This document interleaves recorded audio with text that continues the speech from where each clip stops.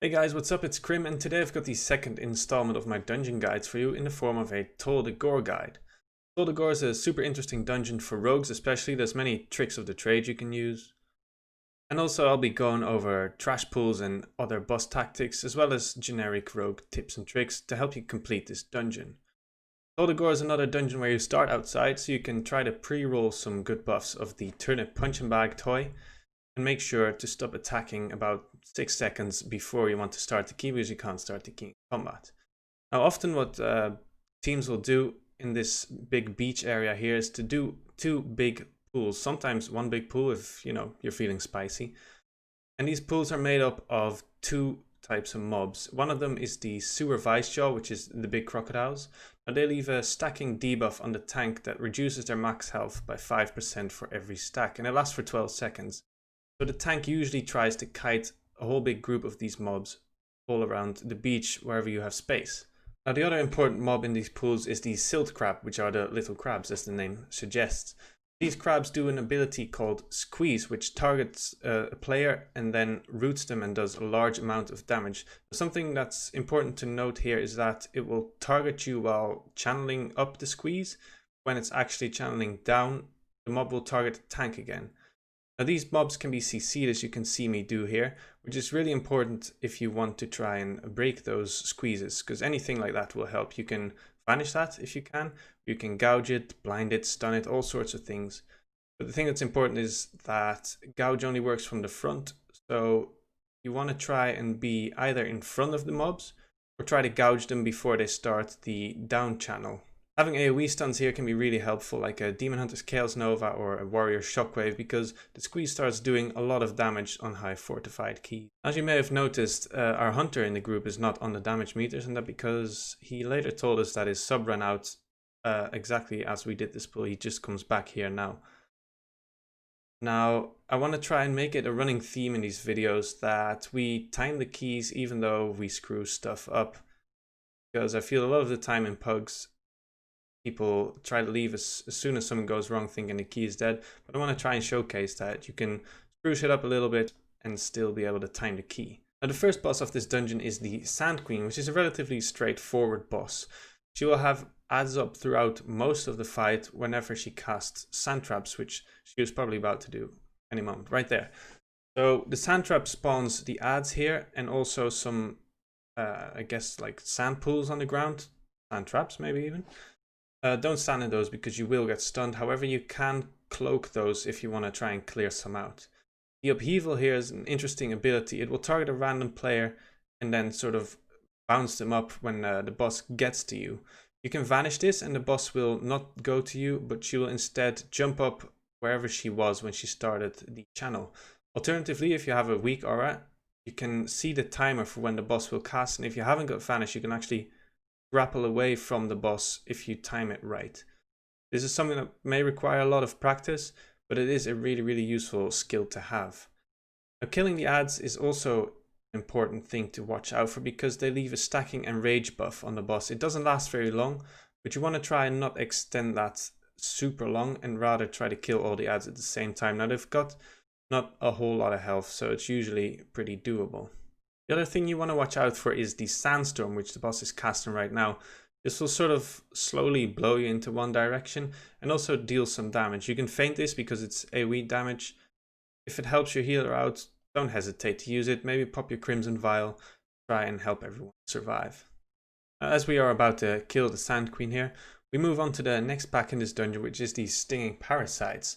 They leave a debuff on close players, which is a stacking bite, I believe it is, which isn't very dangerous by itself, but once it starts stacking up, you really want to be careful and maybe move out of the way for a little bit.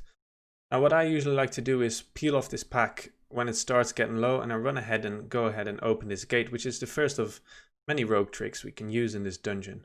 After this, people usually go and do the Obelisk, which is also what we will do. Take it all the way through to the next bit. One nice trick when killing this particular awakened boss especially is that you can just line of sight casts that he does that may go through around corners. Now, the next pull we do here is the Irontide Thug that you can see there, the Arsonist and the Cutwater Striker. The Irontide Thug has this cast there that you need to interrupt because it will reduce the damage of everyone by about 50%, I believe. The other two mobs, the Cutwater Strike and the Blacktooth Arsonist, are not super dangerous. The Striker throws rocks which can hurt but should usually be on the tank. The Arsonist can leave a fire debuff on you which can be dispelled as it's magic, or you can cloak it, but honestly it's probably not worth using your cloak for because it doesn't do a whole bunch of damage.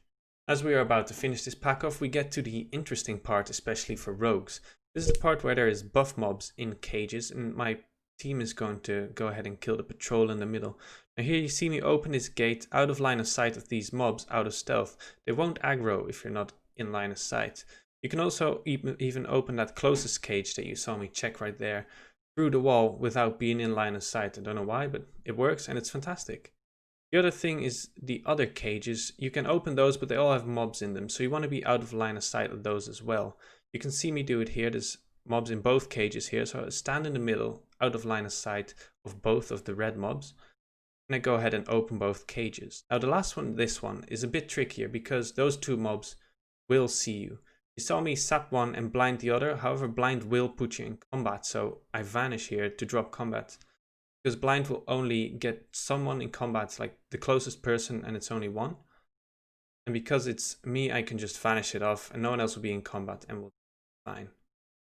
Now this pool here is another Irontide Thug that you want to interrupt, and some looters who aren't very threatening at all. Should just be killed off. You want to try and get all these buffs before your team enters the Awakened Realm here, because if they are in a different realm, the buffs won't actually apply to them. Now this Awakened boss, we're going to go ahead and take it all the way through to the next little bit. Next pool here is a small pool, a couple of neutral boys and another Arsonist, which is the mob that does the fire debuff, which is not super threatening. One thing to be aware of with these Arsonists is that they will run away in fear when they get low, but you can see them, maybe throw a cheeky gouge on them to stop them in their tracks and slow them down. Now this next pool is 2 Sea Speakers and an Arsonist, which we've already talked about. However, the Sea Speakers are new. They have 2 casts, the Salt Blast and a Watery Dome. Now the Salt Blast is just a damage cast that you want to try and interrupt or CC. This is like their bread and butter cast that they'll keep doing. The Watery Dome, however, is something that you really want to interrupt because it leaves a shield on all the mobs around the Sea Speakers, which could really slow down your dungeon if it goes through. You can master spell this if you have a priest, if the cast does go through, or even steal it with a mage with the spell steal. Another thing to note in this particular area is that there's mobs in cages here that will give percent and apply on death affixes, etc.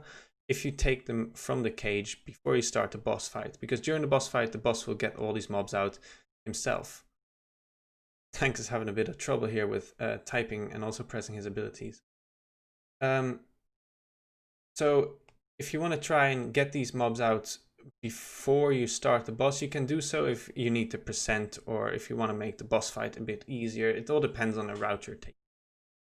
This next pool here is an extra room with 2 Arsonists and a lot of neutral guys. This is something people have started doing more often these days because it is an easy pool to do and gives quick percent.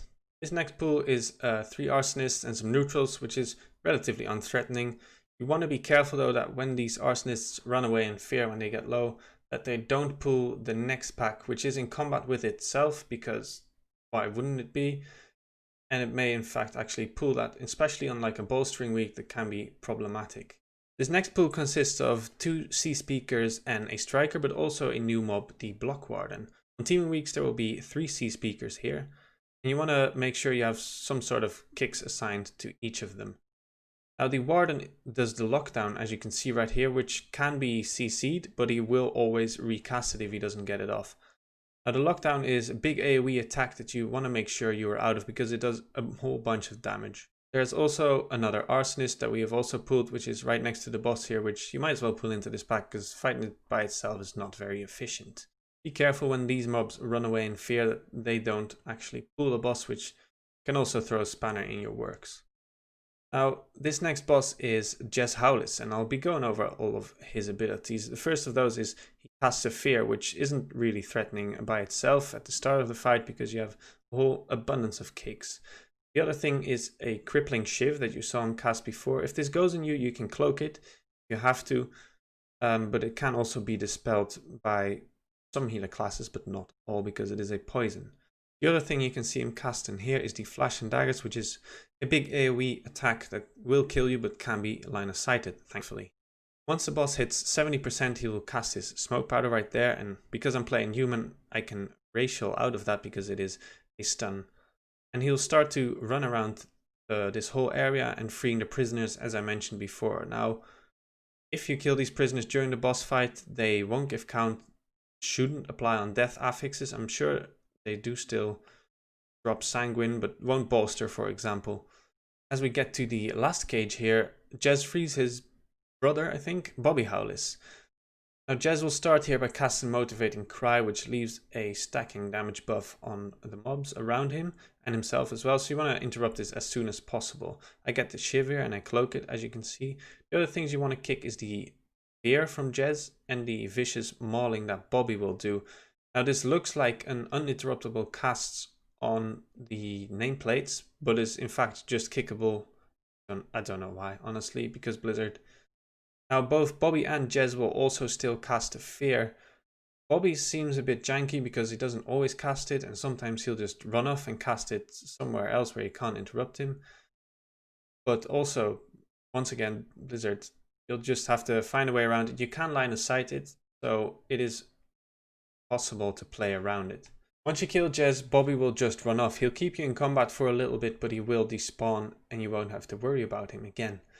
Now this next pack is a jailer and a looter. The looter is not very threatening. The jailer has a handcuff cast that you want to interrupt because it will silence and root whoever he is targeting with that.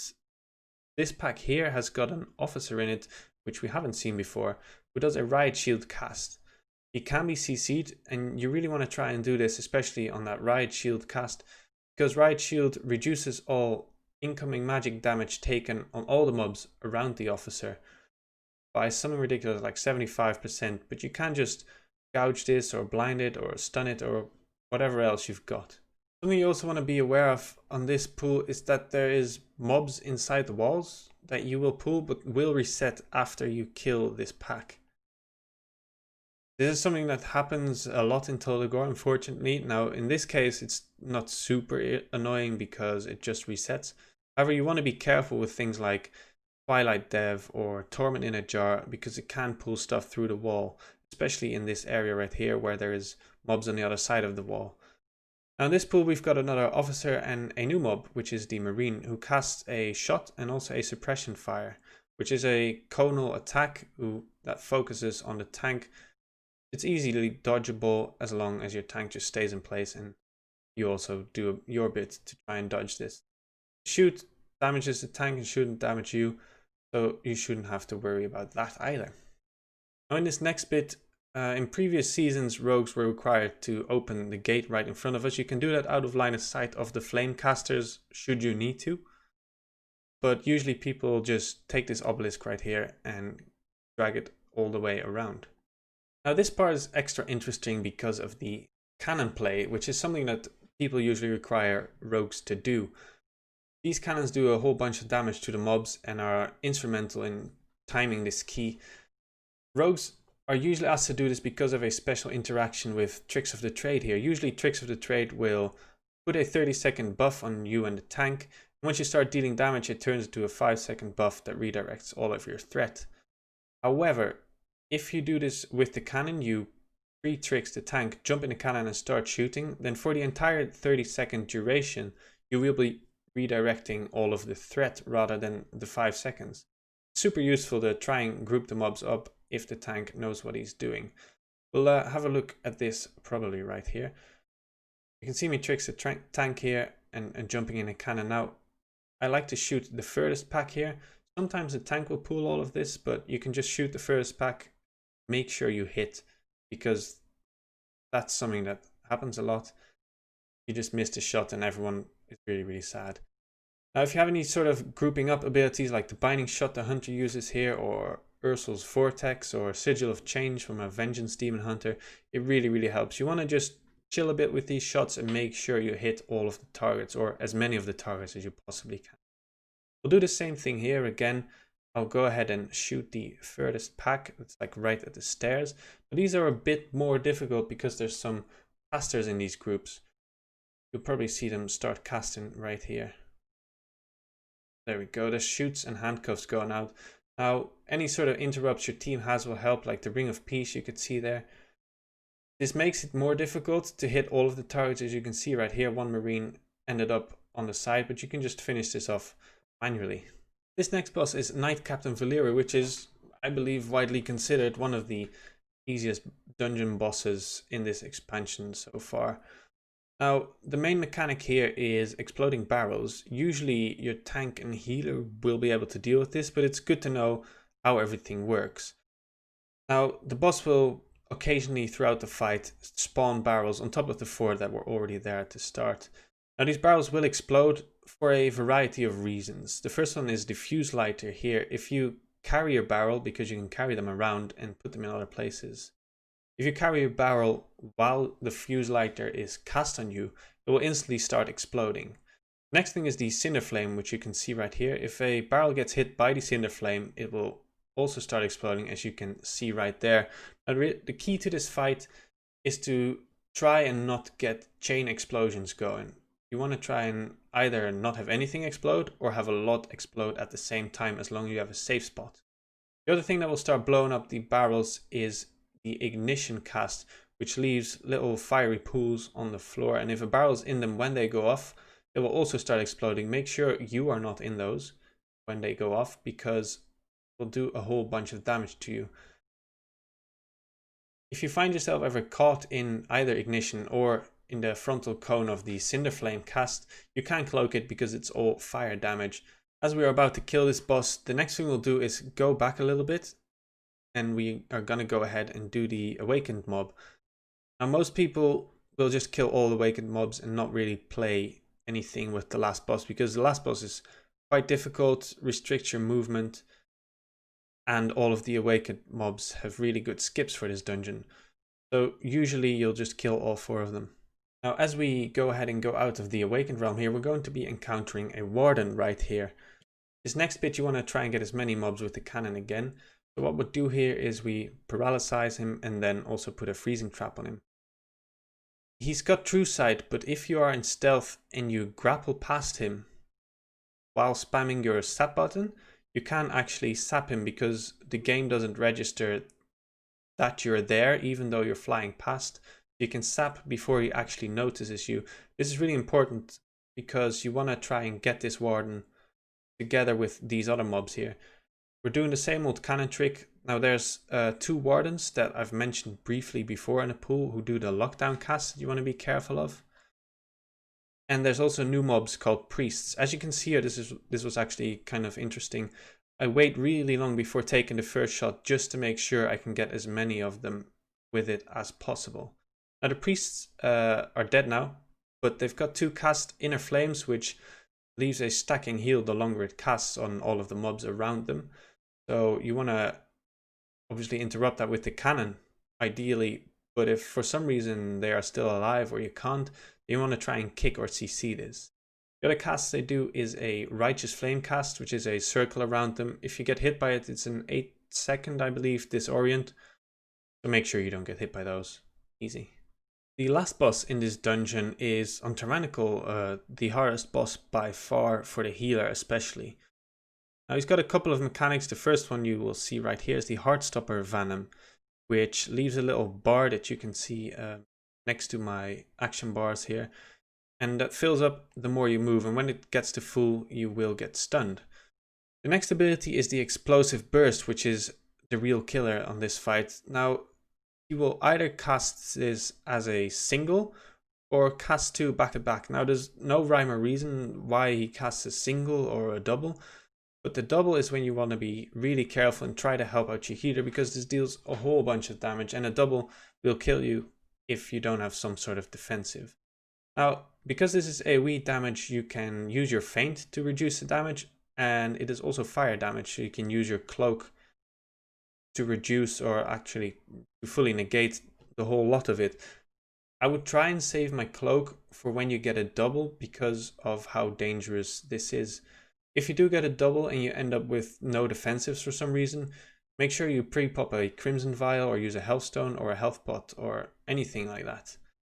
Now the other ability here is the Cross Ignition that you can see here, which leaves like a star-type pattern on the floor of dark and light bits. Make sure you stay in the light bits because the dark bits will do an enormous amount of damage when they explode.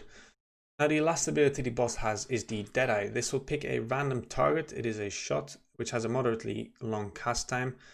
It will knock you back, deal a little bit of damage and leave a debuff on you for 2 minutes, which means that if you get hit again by the Deadeye shot, you will just die. However, every part of this shot is dodgeable, so what teams usually do is have a Demon Hunter blade dance this and dodge all of it. Make sure you don't vanish this shot because it will really screw up the spell timings of the boss and result in more double explosive bursts. And with that, I think we've reached the end of the dungeon. We've went over all the tactics and I hope it was informative for you guys. If you have any questions, make sure to let me know in the comments. Like, subscribe, you know the deal. And I hope to see you guys in the next video.